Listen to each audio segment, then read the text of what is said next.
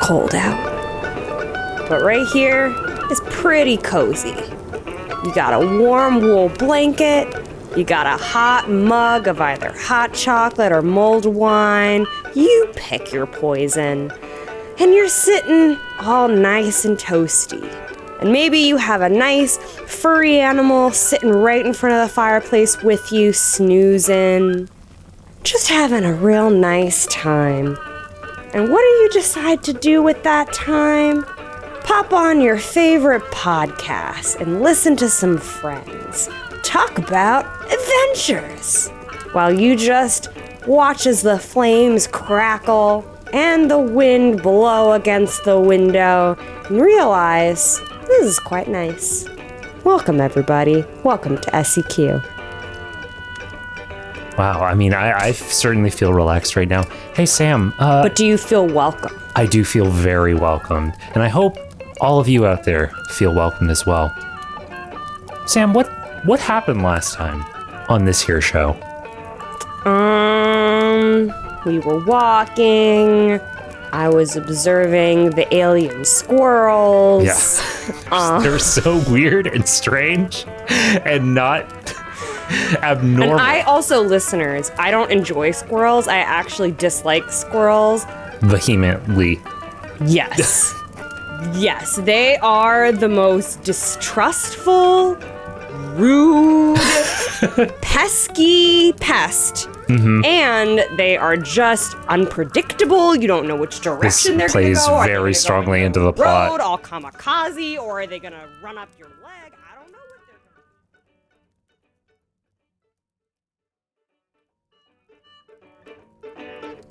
they're doing. I think that's a pretty good summary of what happened in the last episode. So, how, you want to just start off exactly where we left off? Sure.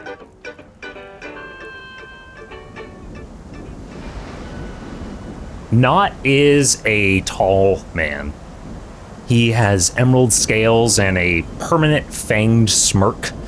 He'd been assigned to tail you, and had Tucker not shown up all those weeks ago, he may never have introduced himself to you. But through circuitous events, you found yourself the warden of this death-dealing spy. Make yourself useful and help me down. As you exit the big top of the circus, you find a liminal space full of circus junk.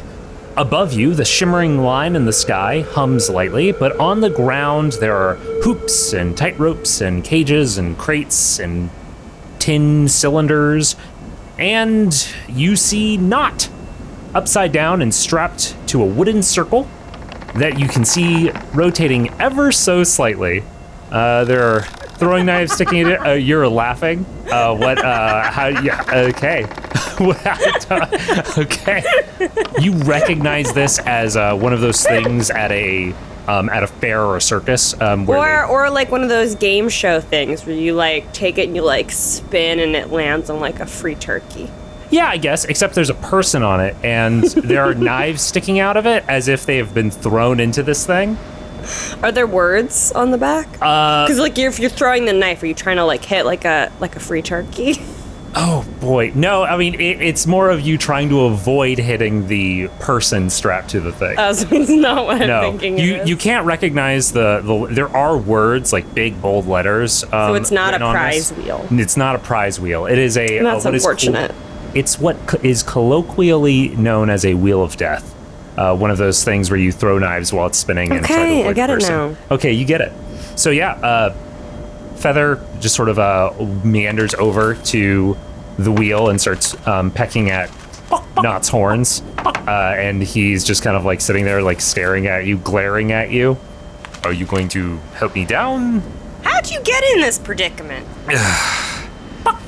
Well, there was a thing, like this robotic spider thing, and just so many metal arms, and just if whatever you do, if you see it, do not answer its questions. It's just going to freak out and put you up, I don't know, in like a dunk tape. Does it do riddles? I love riddles. No, it asked me if I was part of the circus. I said, oh, I was at one point, and it picked me up and it threw me on this thing, and now I can't get down. And if you could please help me down, I would appreciate it. Yeah. Have you seen Tucker, though? I haven't seen her anywhere. I have not seen Tucker. I've so seen worried one about of the her. one of the goats is over there. Goats? Yeah, the goats. You guys have goats that have been carrying your stuff. Yeah. One of the goats is over there. I haven't seen Tucker. I've just seen the goats, and now I've seen you, and you can help me down, right? I hope Tucker's not in trouble. Roll me a perception check as you're looking around for Tucker. I'm just being annoying. No, yeah, I love it. Okay, what do I add that to? Your perception. 3. Okay, so you rolled a 10 for perception, so that's not super great. I'm gonna just give you a basic layout of the space you're in. So, But a 10 is half of 20, so that's 50%. So you should give me 50% of the information. yeah, that's how that works. But also 50% is like rolling a dice to see which one you get. So maybe I should like flip a coin or something and see. And then if I land like heads, I get everything. I got like a 50% chance of getting it right. That's how that works. So should I flip a coin? No. So you are in a space that is fenced off. It's basically a large rectangular fenced-in area. Inside of that is a big circular tent, which you have just left. And the space that you have entered now makes up the majority of this rectangular fenced-in area. Does it have a roof? Huh? Does it have a roof? It does not have a roof, although you see a lot of space in this area is just like a bunch of things that you recognize as like crates or things that you might see at a fair that would have gone by your hometown growing up. A lot of just accoutrement for performances. But then there's also a smaller tent in the center of this little courtyard storage area that looks like it's made of the same sort of tent-like material of the big top that you've just left. But yeah, much, much smaller. And you do not see Tucker or the spider that Not had mentioned. So I go over and I help Not get off the thing. Okay. You go over, and as you do, as you're helping him down, you hear a thrum, and you look up and you see that sort of shimmering line that's going through the center of this clearing, that's going down this path. It grows, the shimmer grows and then shrinks, and then grows and then shrinks. And Sam's just looking at me. And I'm waiting for you to finish your thought. Do you want me to interrupt you? You can't. When I leave a big pause like that, you can interrupt me. But I only like to interrupt you when you're not expecting it, because otherwise it's not an interruption. Gotcha. So then all of a sudden you see a pulse rise up from that smaller tent, hit the shimmering line in the sky, which then... Is the shimmering line of the tent coming from where I saw that crystal that was stuck in the back of that guy? No, sorry. The smaller tent. The second... The one I haven't been to yet? The one you haven't been to yet. Let's go there. Well, as you say that, and that light rises up from the smaller tent, hits the shimmering line in the sky, you feel yourself jerked, and you feel the world around you spin wildly. Not spin, just move. You feel like an acceleration. As this is happening, I grab Feather. Just hold the feather. You grab it. But not too tightly. And sort of securely. A moment later, the world around you stops, and you no longer, you sort of stumble a little bit, but are able to protect Feather. You see Knot kind of get shaken a little, and I'm going to roll a quick die. That was He got a 4. That was a 4. He got a 4. I got a 4. That's below 50%, so you get nothing. I get nothing. And you find yourself that you are no longer standing on this solid earth in the middle of this forest. You, looking over the fence, you no longer see that tree line, and the sky, the weather has suddenly become much more humid than it was previously. The ground below you your feet sink into the mud, and you appear to be in a swamp. Where did the tents go? Huh? Where did the tents go? The tents are still right exactly where they were. The crates are still exactly where they were. A couple of them are sinking into the mud. It's a traveling circus.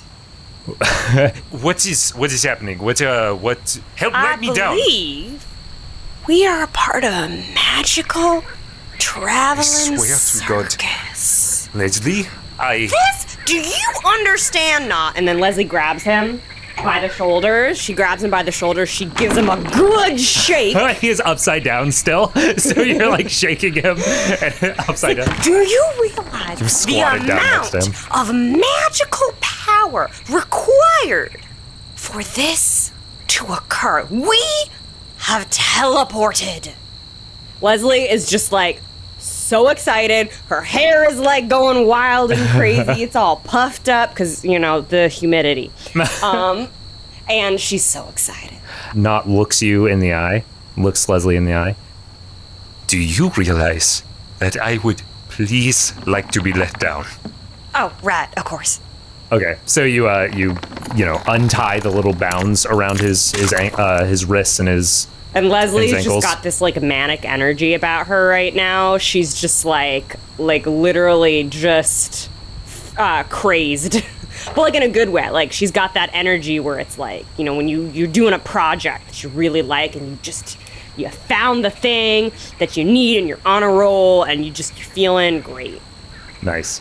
As you're feeling like this and are sort of looking around trying to get And taking notes.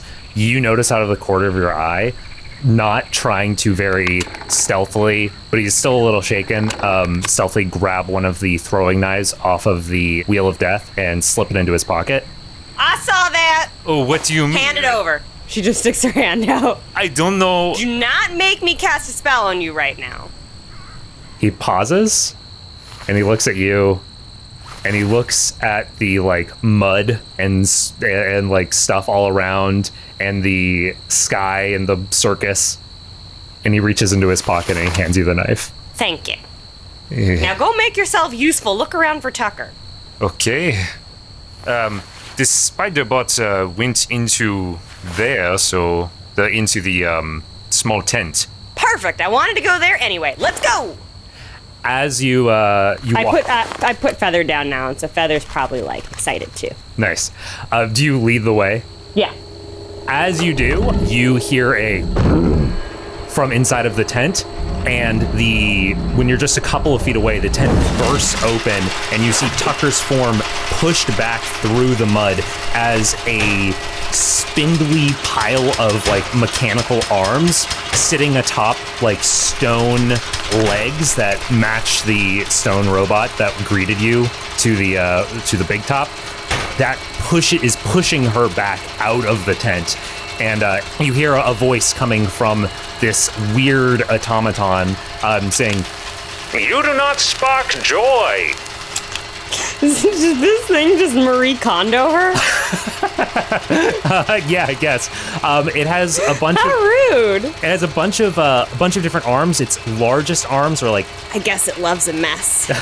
are matching up against Tucker's arms and pushing her back, while a bunch of the smaller arms, which have little hammers or little knives or scissors, are scratching at her. Not doing a lot of damage, but really wildly scratching at her. Oh, Tucker, it's good to see you. Do you need some help? I would like some help. All right, come on. What do you want me to do? I don't... Help! Make yourself useful for one. God. You city folk. He runs over back to the Wheel of Death and just grabs another one of the knives that was sticking out of it and throws it at the spider bot. And it ricochets off. He rolled a 5. One of the smaller arms on the thing grabs it out of the air, and then it tosses it back at him. And that one sort of cuts against his side, just a little graze. I could use my firebolt. You could, yeah. All right, I use my firebolt. So you have those tattoos that have the little wolf things on your arms. Are you wearing your sweater? Yeah. Okay. Describe. Maybe I take my sweater off. I tie it on my waist because we're in a swamp. It's hot anyway. and I'm trying to remember what the tattoo looked like, but it was like a wolf. Yeah, it was like a wolf on Leslie's arm, like her whole arm, like kind of like a not as intense as like a tattoo sleeve, but like pretty big. That if she wasn't wearing a sweater, there's no way you would miss it. Yeah. And it's like a wolf in action. You know? Yeah. Wait, has Tucker or not seen her use this spell yet? Tucker would have seen you do it. I don't think Not has. Okay, so anyway. So then maybe they're like, what? And then I use it, and I hopefully save the day. All right. Roll me a quick attack roll. What? Yeah. You can't just let me save the day? Just roll me a quick attack roll. Let's see how it is. Rude. Yeah, so the fire strikes into the arms of that are like cutting at I got a 16. yeah, that are cutting at What? You re-rolled that. No, I didn't. The slander. Yeah. The fire bursts into some of the arms, breaking a few of them off, and you see this thing whirring and still pushing against. It's still pushing against Tucker, keeping her busy. But then it seemed the hips at the bottom of this robot, because it's just standing on like humanoid rock legs, they turn towards you as it seems to refocus itself towards you, and you see that little blue crystal sitting on at the center of all of the arms. What? Why are you looking at me? And it's going to push against Tucker, and it rolled pretty high. It is pushing Tucker into the mud. Tucker sinks down to her thighs into the mud of the swamp. I'm gonna use a spell slot because Okay. the firebolt was a cantrip. Yes. I'm gonna use fog cloud, and I'm gonna create fog, but like I want it to be very tight and Okay. just around the robot, so I want to like disorient its like mechanics so it can't really tell what's going on. Okay, sure. Yeah. All right. Enough for Tucker to get away. Yeah, so That's the goal. you do, Not to necessarily cause damage. yeah, you do that, and you can still see the, sort of the glow of this thing's crystal peeking through the fog, and you see Tucker on sort of the edge of this very densely packed fog cloud, and she's going to try to slip away. Yeah, so she... Okay. Did she get away? Yeah, so she is still kind of pulling herself out of the mud. This thing is still active, but it is not, like, So grappling her. I quickly pull out of from my pockets the shock and grasp, like the glove. The glove, yeah. Yeah. And I'm going to try to run up and steal the crystal Okay. with the glove that I don't fully understand the magic of. Okay, so you are using the shock and grasp cantrip in conjunction with your knowledge of from having checked out Yes, the from other having robot. seen the crystal before, so I know that it powers the robot. I'm going to say Jimmy roll. I'm going to need you to roll, but I'm going to give you advantage because you are using this artifact to sort of help you, and you are also using your previous knowledge from having checked out the other thing So earlier. this is legal advantage. This is legal advantage. This isn't you just being silly. I was not doing anything wrong. I'm going to set the DC to 15. Tell me. That's what you have to beat. Oh, I'm gonna it fell on the carpet in Yeah. a weird way that wasn't correct. if it falls on the carpet, you don't count that. That's a 3. You add your arcana to that, but it's I'm gonna try a different dice. still not good. Let's see what you get the second one. 15! 15, and you What do I add add to it? you would add your I'm having this count as arcana, so you probably got really high. If you got over a 20, I'll say that like you don't even get any. You're able to like navigate through the spidery arms. Plus 5. Take that, robot. So you got a 20, right? Yeah. Describe to me you dealing with this. So there's the fog cloud tightly around this thing that's sort of half caught in the mud that it was trying I to push just, Tucker like, into. Run up to it. You know, like sprinter. And like dive past the, Yeah, the just arms. dive through and just because the crystal's kind of glowy, right? So I can still see it. And I just have the glove and I reach in and I grasp it and just like use whatever knowledge I had from before about how to pull it out. And then I use the shotgun grasp to kind of freeze it a little bit while I take it out. Cool. So as you do that, and you pull this thing out, you can tell that the last one felt like the crystal was like built into an actual correct spot. This feels like it's been jerry-rigged a little bit, right? Like it's not supposed to be there. Like it's not supposed to be there. Like this power source. Like maybe it's broken. Yeah. So as you rip this crystal away, the legs immediately stop moving. The arms kind of fire for a few moments longer, but it doesn't matter because the heavy stone is just, it flops over. The heavy stone of the legs flop over, fall into the mud, and start sinking into the mud of the swamp. Is everybody okay? Leslie says as she kind of like looks around and looks at Tucker and looks at Knot, looks at Feather, looks at the goats if they're nearby. I am. I'll be fine. Don't you worry. Leslie, are you all right? Obviously. All right. Do you guys know what this is? And I'm like holding up the crystal. I do not know. I do not care. I just want to. Can we just continue on with whatever we were doing before? Wait, just Ty. Yeah. Aside, this from last time. This was like the sending stone, right? Yes. The magic is what Yes. I determined. Okay, so I just want to make sure I remembered that correctly. What guys, is it? This. Do you remember the sending stones?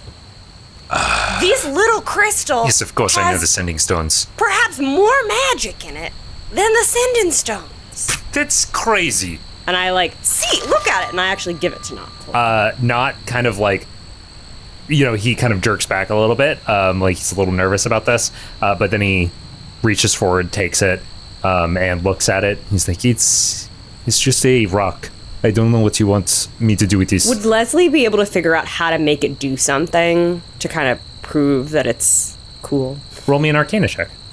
You have +5 to Arcana? Also, now that I have it, because before I didn't take it out, right? Yeah. So I was limited in the amount of knowledge I could gain about it. Now that I actually have it in my hand, can I learn more? Yeah, potentially, yeah.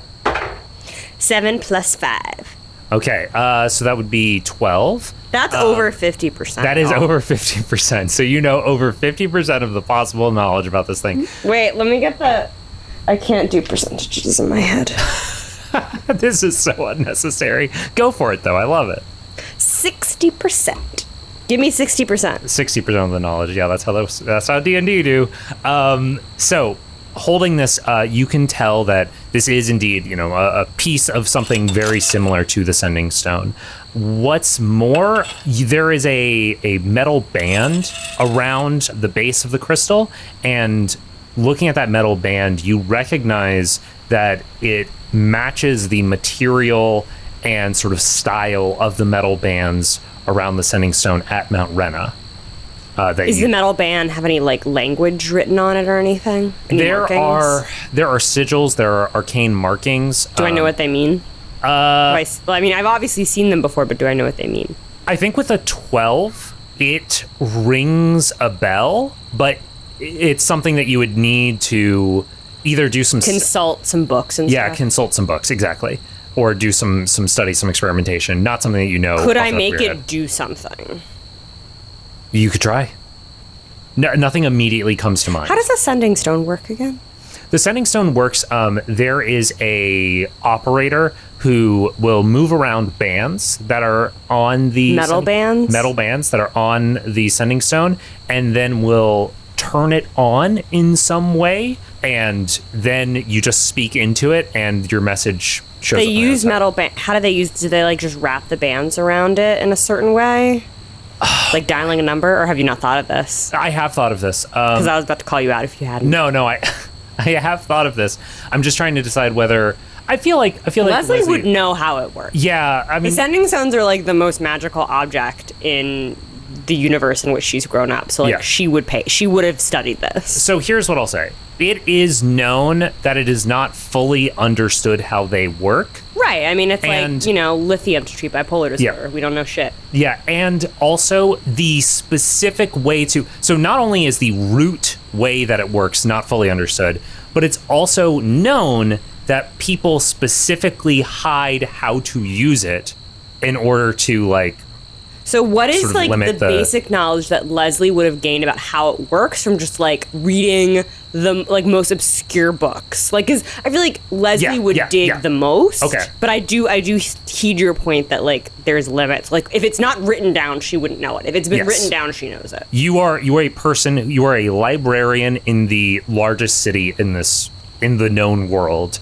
Obviously, you would have like. So can it be any metal bands, or does it have to be specific metal bands? Oh, as far as you know, it has to be specific metal bands. Those metal bands are the positioning of those metal bands has to be changed to sort of dial in.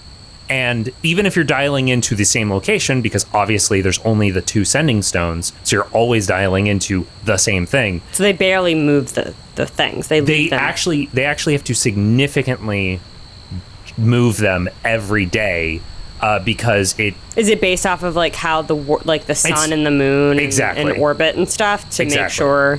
Okay. It's dialing in the right spot. It's not just about like dialing into the right individual object. It's about aiming it. The band that's at the bottom of this crystal, can it move? Sure, yeah. How many bands would I need to make it do something? I don't think you would know that. I take the stone back from Knot. Okay. I look at the bands. Mm-hmm. And I know that there's another crystal in the other tent. Yeah. And I wonder if the 2 crystals can talk. Okay. And I test it by kind of twisting the band at the bottom. Okay. Just to see what would happen.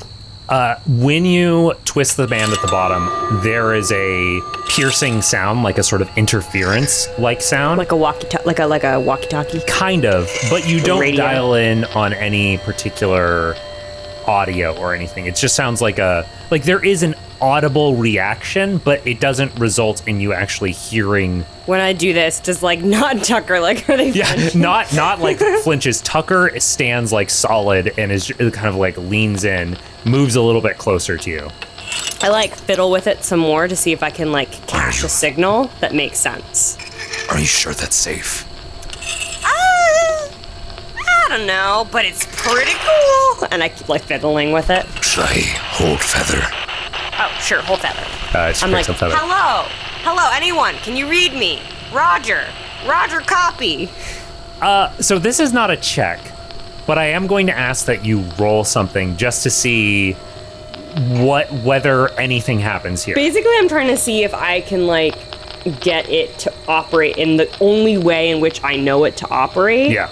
Obviously, I know that it can do more than just communicate and act as a radio because I saw it power something, right? Yeah. So I understand it's like more like a magical battery. Yeah. But like Leslie is just trying to like see because she doesn't know how fully the sending stones function. So like part of this is like to learn that. Yeah. So what do you want me to roll for? I just want you to roll a d20 to see whether anything really comes of this. I'm not going to tell you what the target is here, but yeah. This is not like a skill check. This is just you want me to roll it? No, I'm the one doing it. Okay. This is not a skill check. This is just sort of a random number generator. Shit, Sam rolled a 3. You hear the tolling of a bell briefly. I still haven't gone into the little tent yet, have I? You have not gone into the little tent because you were interrupted by the spider. So Leslie hears the bell. She just gets intrigued, and then she's like, "There's more. I know there's more." And without telling anyone anything, she just runs into the little tent. All right.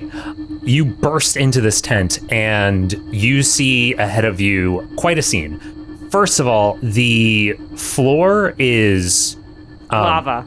No, it's actually the opposite. Like, whereas outside it was like this soft, squishy swamp that you were walking on, as soon as you step in here, you realize that you're walking on a wooden floor. Looking around the space, you see there are shelves. There's a couple of work tables that have various implements on them. There's a cot in the back. So this is like the tent where someone sleeps and lives and stuff. That is a fair The assumption. ringmaster. Yes, indeed. The ringmaster. Is the ringmaster the robot, or is the ringmaster a person? Or a thing that's alive? You have the information to make that call. You do not know anything extra about that right now. So I don't have the information to make that call. No. Boy, sorry, that sounded really shitty for me. You don't know. You're just staring at me dead until I tell you. It's a person that's not the robot. Are they in the room? Nope. There's a cot in the room. There's a thing. There are things There's a table, there's shelves, there's... sorry. And in the center of the room, there are... Sorry, this is... Obviously, you would have seen this.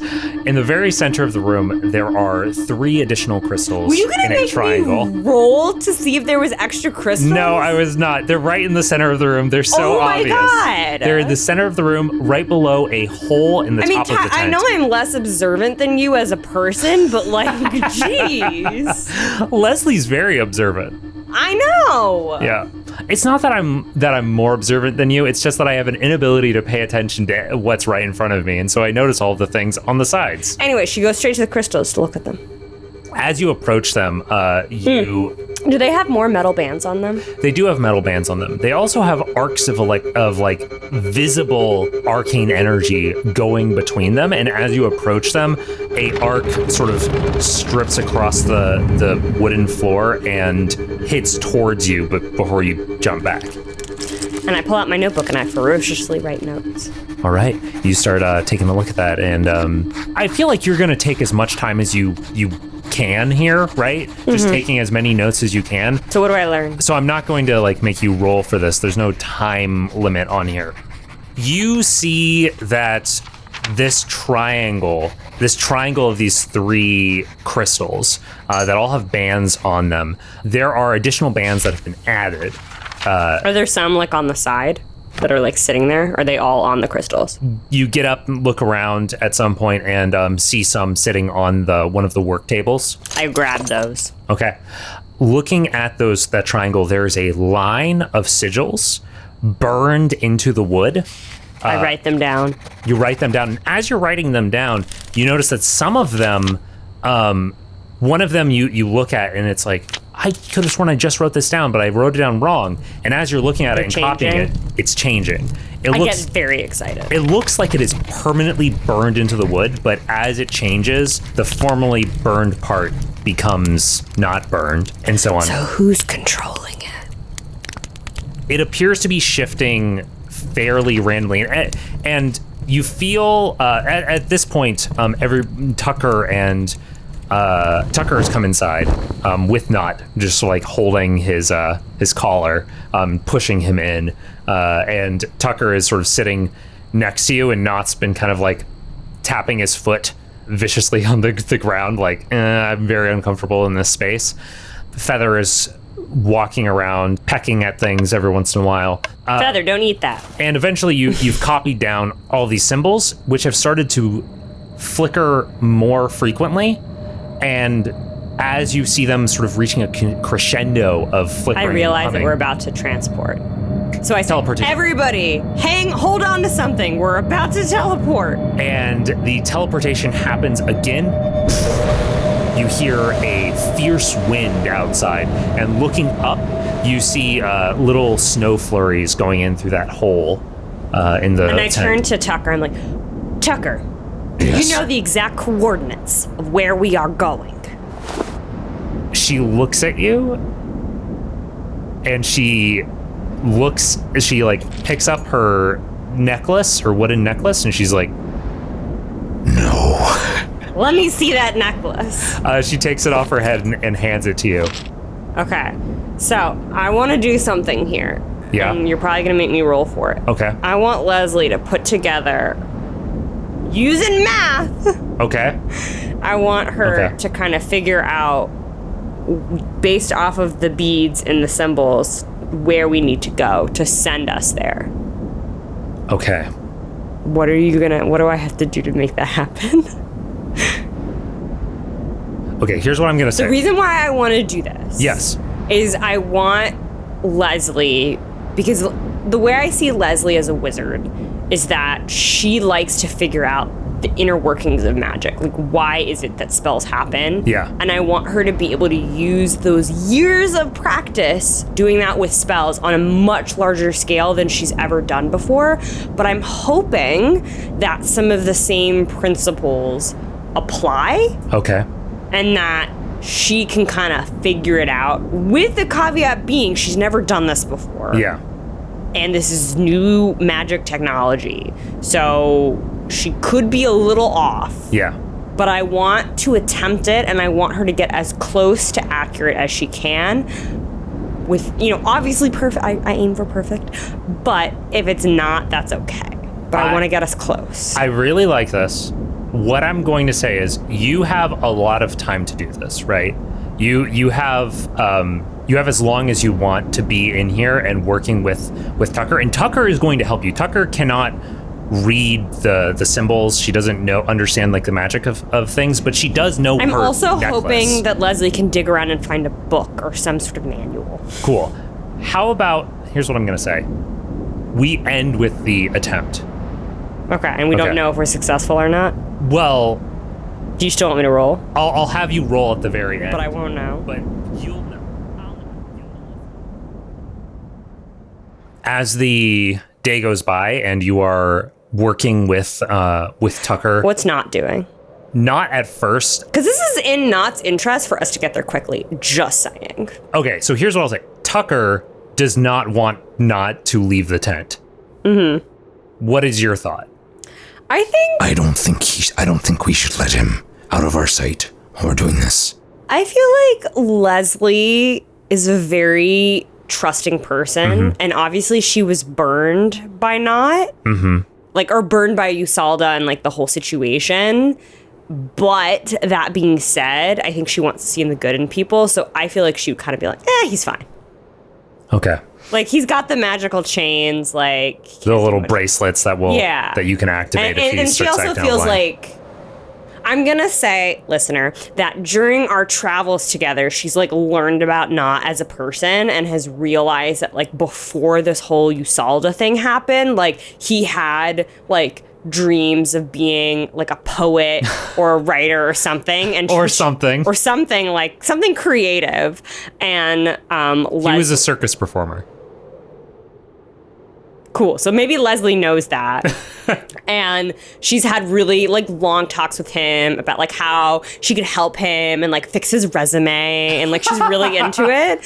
So she kind of like in her mind is thinking that like when we get back. He's been very dismissive of this, but he has listened to you. Well, yeah. Leslie's used to people like just Yeah. listening quietly and hoping she'll stop talking. Like she's very used to that, but she'll like keep talking anyway. So she's kind of like has a very different perspective on Not. Okay. So yeah, Not goes out and he's just sort of like getting the goats together and making sure that they're like calm and chill. Yeah, we can't leave the goats. Every like hour or so, another teleportation happens, and he is just like, it's so upset. He's so upset, and is like also trying to keep the goats from freaking out. So he's just like, I feel like the goats are probably chill. And probably not. That's exactly what I was saying. He like every once in a while he just pops his head and he's like, the goats are totally freaking out here. Are you guys about ready to like leave? I would really like it. Maybe Tucker like sees straight through him. Yeah. But yeah, eventually, do you do anything else in the tent? Do you look at anything else? So the first thing that Leslie would have done would be to see if she could find some books or some manuals to explain the symbols, because she knows, like she recognizes, as we discussed before, but she needs reference materials to like fully know like what she's looking at. It's like, just making sure she understands like what like if you were going to use Greek symbols, just like making sure that the symbol you're seeing is really the symbol for pi versus the symbol for omega, just like reminding yourself of that. Because maybe she's not used to working with this type of arcane symbol, or at least she's only used to working with it within the context of a reference book. So let's say she hopefully finds one, because I would hope there would be one in this room. There's definitely, we've established that you're here for the rest of the day at least before you're going to make this attempt. Okay, so maybe in the first hour she finds the reference. Yeah, you find a book, a manual. I don't know. You find a spell book on the awesome on the Love thing. it. It's not like a full on. It doesn't have everything, and it's spell books are often, although Leslie and a lot of arithmancers like Professor Tucker tend to treat magic as a very concrete thing that has very strict rules that you can replicate. A lot of people treat it much more Like a arcane. cookbook? Yeah, like a cookbook where you kind of Pinch of salt, so dab of butter. Very precise. so looking at these symbols and everything, it's not all written in a way that But it's you can, enough to like, jog her memory. exactly. It's not all written in a way that you can 100% understand exactly what's going on. Also, Leslie is so in her element. Yes. But it's giving you an idea of pointing you in a direction for this. You also find a journal for this person. You find more of those metal bands, things to work with, little implements to little metalworking tools to make little adjustments and that sort of thing. Yeah. Is there anything in particular like that you, Sam, would be interested in learning that is not necessarily something? I mean, anything to explain this kind of magic and like how come the other side of the wall like has so much of it and why we don't on our side. Like, I feel like she would be really interested to know, because like I think Leslie's obviously thought about the wall, but like really honestly not that much. Like, she's been very focused on like what's in the here and now and just seeing that there is so much life on the other side of the wall. Because I feel like Leslie, and the reason why I'm saying this is because I feel like that's what Sam would have thought if I lived in this world. I feel like the teachings of everybody has probably said that there's nothing on the other side of the wall. It's just desert, nothingness. There's a reason that wall climber was a derogatory term. Right. Yeah. Right. So I think like Leslie just but the thing is she's been traveling for a while now, so she knows that that's not true at this point. She knows that there is life on the other side. And then I think the fact that she's been faced with this insane amount of like magical technology, that really shines a light that like actually no, her community, that they're just lacking. So I think part of this is like, is there some sort of magic that was lost? And then just generally more interest in the wall than she's probably ever had before. Okay. Like there's just more to it, I think, that she's... So yeah, I think honestly she doesn't know what she's looking for. Yeah. But she's looking for something to explain why her whole life has like kind of been a lie. Gotcha. Yeah, I mean, Deep stuff. Looking through the spell book, like you find some vague information that you think will help you with your spell, with pointing this teleportation, but not really anything that's as deep as you want. And as far as the history of the wall, like looking through this person's journal, you're not really gonna find that. You're not finding that. It's all stuff that's just talking about like, oh, here's this performer that like tried to do something and it was such a disappointment. Here's this other performer that was such a disappointment. But I think why was I asked to do this? Even like that is like something. Why can I have had something as simple as what Crayon had or what Silas had? It's just like, why did I have such a difficult Oh, task? I see you, Ty. Yeah. What? I see what you just did there. You thought you would slip in that name, and I wouldn't notice. Leslie didn't notice. Well, obviously she wouldn't notice, but I, Sam, noticed. Yeah. So shout out to Silas, but we just had a name drop here. We had 2 name drops. Well, yeah. But I'm more interested in the Silas one. Okay, that's fair. Yeah, so listener, there are some episodes for you to go back and listen to if you haven't already. Silas's Arc, highly recommend. And then the Crane, that's like Father Crane, right? Father Crane, yeah. He is a priest now, so it's interesting that he had that background in circus performing. Interesting. Wait, is he not a priest? Did I get that wrong? No, you got that part right. Was he not a circus performer? No. Then why was he in the journal? The guy was complaining, the ringmaster was complaining that he had a much easier task than the ringmaster. That Father Crayon had a much easier task. What does that mean? Who knows? Who the fuck knows? Hi. Anyway. All right. Back to the main character here, which is Leslie. And do you want to do this teleportation attempt? Yes. All right.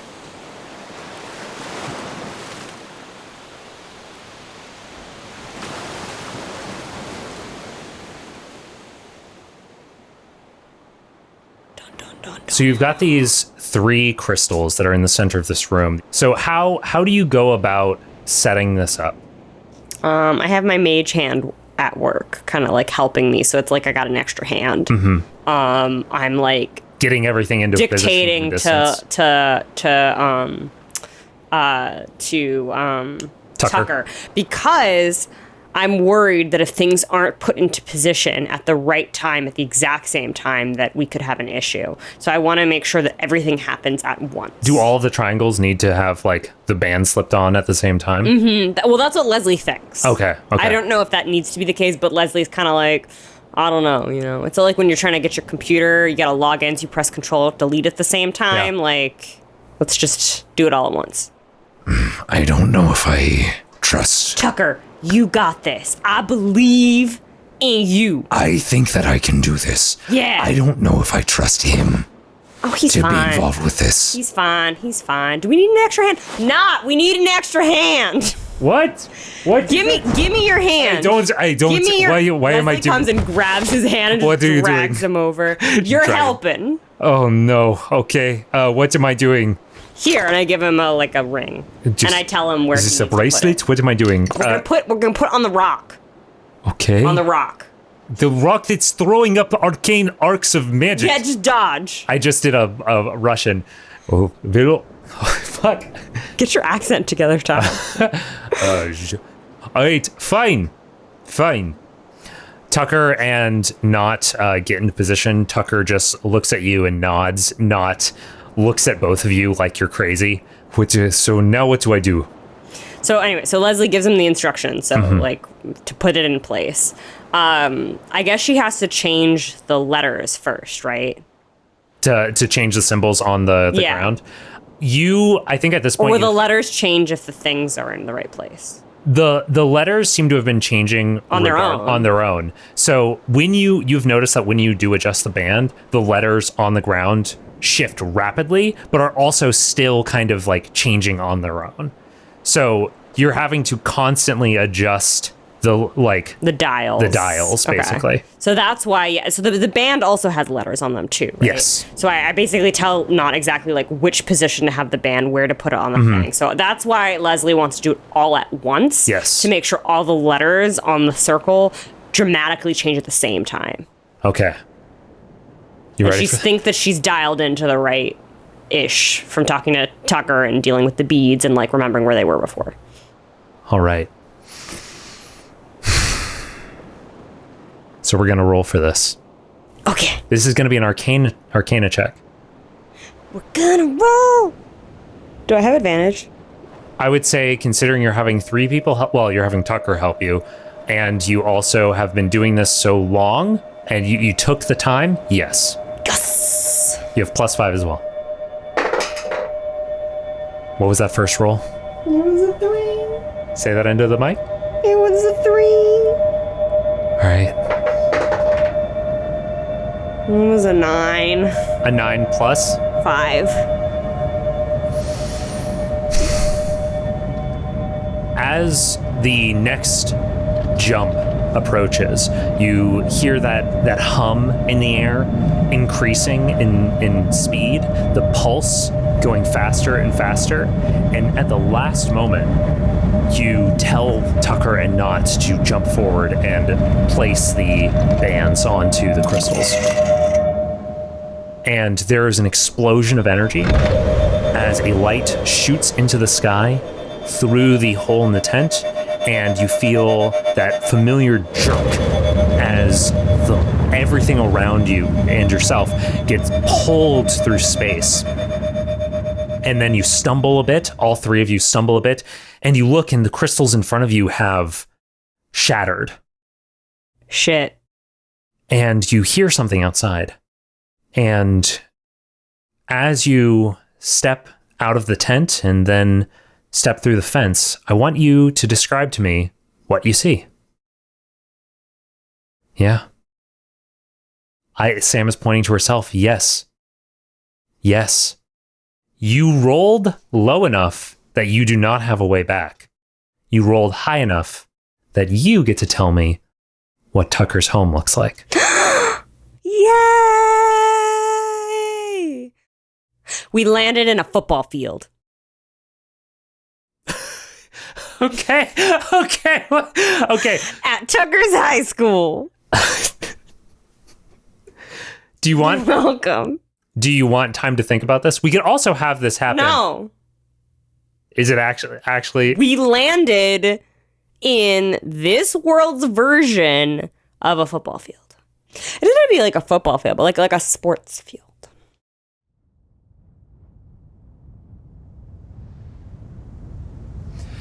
If you were to see the God King's abandoned citadel, all you would see is roiling black clouds and the occasional burst of lightning. But sprawling out and away from the citadel, you would see neighborhoods crisscrossed by canals, drawing water away from it and out to the fields beyond. On one of those fields, you would see children running, kicking, shouting, playing a game. Shaded by a squat chestnut oak next to that very same field, you would see two women talking to one another, one scratching the back of a field cat, and the other with a tight smile on her face. Then you'd hear a hum, a burst of energy somewhere off in the distance, and both of the women stop what they're doing, and they look out to the old supply route, and then a second thrum of energy, and all the children out on the field have stopped playing their game, all eyes turning as a third thrum, a burst of energy, and suddenly rich colors that where there was nothing before. There's red and white and brown and pink, indigo, burgundy, sapphire, violet. And a gate swings open, and three figures step out. A woman, an augur perhaps, stands in the center with a big smile and a frazzled chicken in her arms. A thin, tall dragonborn with emerald scales, and a towering figure with a well-worn sword and a surprisingly familiar face. The two women under the chestnut, their eyes lock onto Tucker, and if you were there, you would see that tight smile come back to their face.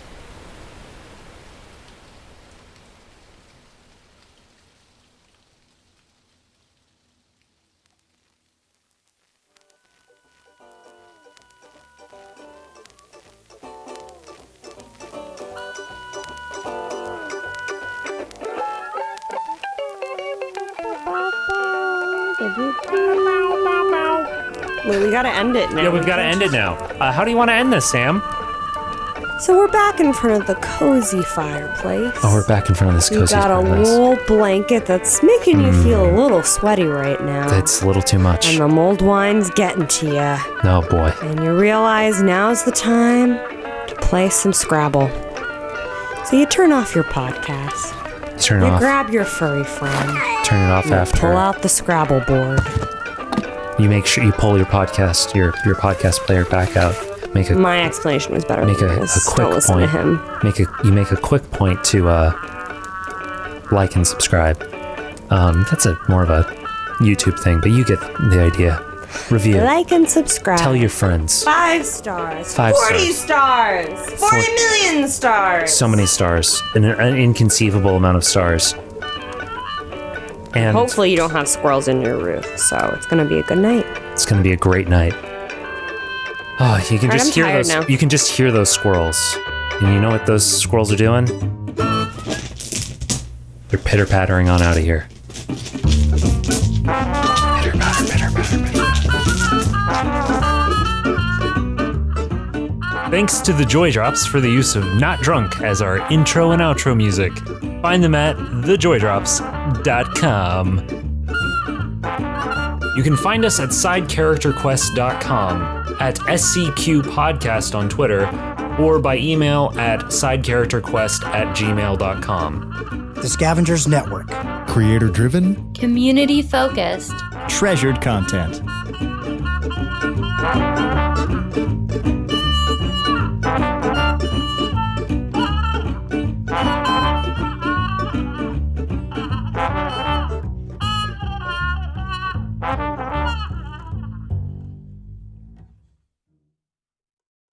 This is just gonna all just be bloop stuff.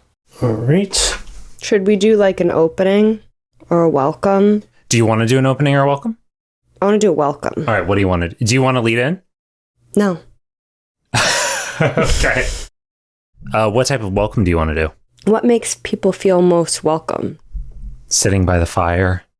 What if you opened it with that fire effects, like the like crackling fire? Okay. We're gonna fade in, and we're gonna be like. Because when would this air anyway? Would it be like cozy times? Probably. I mean, ideally, it'll be airing in December. Okay, yeah. So let's open with a fire. It's crackling, and we don't have to reference Christmas. We can just right. But can you? So it opens with a crackling fire, but then can you sit and talk about having a hot chocolate and sitting by the fire and whatever? Just describe that scene. Cool. Describe the scene for us, Ty. Am I describing the scene as if I'm in the scene, or am I setting a scene? The theme music will be playing like in the background, like as if it's on like a record player. Okay, so do it however you want. Welcome, travelers. Wait, no, that's okay. Okay, Kat. Okay, this isn't gonna work. Tell. Just put them on the ground. Okay, tell people what to say. Jelly Bean started trying to eat the microphone wires. Yeah, rude cat. All right. Ooh, but make it mold wind. Okay. No, just set the scene. Just set the scene. All right, he's trying to get out. Oh, hello. Why don't you pull up a chair? Have a nice glass of mulled wine with us. Yeah, Sam and I are just sitting down, getting ready to record the 100th episode of Side Character Quest. Wait. Yeah? That's your idea of setting the scene? I don't know if this is a bit or if he's back. He's back. Our cat's back. All right, I'm cutting out the part where you say he's back. If you want to like interrupt me again. I don't like that scene set. Okay. How do you want me to set the scene? And they are just unpredictable. You don't know which direction they're going to go. Are they going to go in the road all kamikaze, or are they going to run up your leg? I don't know what they're going to do. What I do know is that they really enjoyed living in the roof above my, apartment that I had a few years ago, just hanging out, just scratching around above my head. Oh, and then also above the roof in the bathroom, because that's exactly where you want to hear squirrels when you're trying to take a poop in the morning and you just hear scritchy, scritchy, scritchy, scritchy. Horrible. I hate squirrels. I think that in the edit, I'm going to like slowly drop the audio as you're just doing your anti-squirrel rant and then fade into this scene. You should have a crystal in your dice bag. Which one was it again? It's a D20. It's a 20-sided dice. Yeah, it's the one that has the smallest shapes. Okay. You gonna roll that? What's fenced in what? Sorry, I zoned out. Yeah, that's fine. Oh, random numbers. Sam's pulled out her phone. Oh, wait, I have it on airplane mode. Yeah, okay. Do you want I'll just... No! I'm rolling! Give me the dice! This dice? Wait, where was the dice that I was holding? No, I found it. You guys spend... Also, can you have like really intense music playing during this part? I want like tension. I want like the crown level tension as we figure this out and as we attempt. Okay. There's a ball. They're kicking. And out past them. It's the other football. Sure. And out past them. Sucker. I'll have you roll at the very end. But I won't know. But you'll know. I'll know. You'll know. The listener won't know. Yeah. But ooh. Dramatic irony. Well, actually, no, this is not dramatic irony because then the listener would have to know and then I wouldn't have to know and then that would be dramatic irony. Unless you want to edit it such that the listener does know, but then I don't know. I've done that before. Don't do that to me. I won't. Maybe I will. Who knows? Don't do that to me. All right. So. What does that mean? Who knows? Who the fuck knows? Hi. I'll tell you off air. That's rude to the listener. Well, they're not going to know that I said that. I'm going to cut that out. Oh, fuck? Get your accent together, Tom. Je m'appelle Ty. Oh my God, Ty. Sorry, I've got to fall into the thing. All right, fine. Fine. Can you believe this guy? All right. So what? He can't stay in character. Tucker and not get into position. Do you want me to describe this in a way that will? What are you in like a city? Is that what's going on? Like Or like a suburb. a suburb? Okay. All right, we're done. Yay! Yay!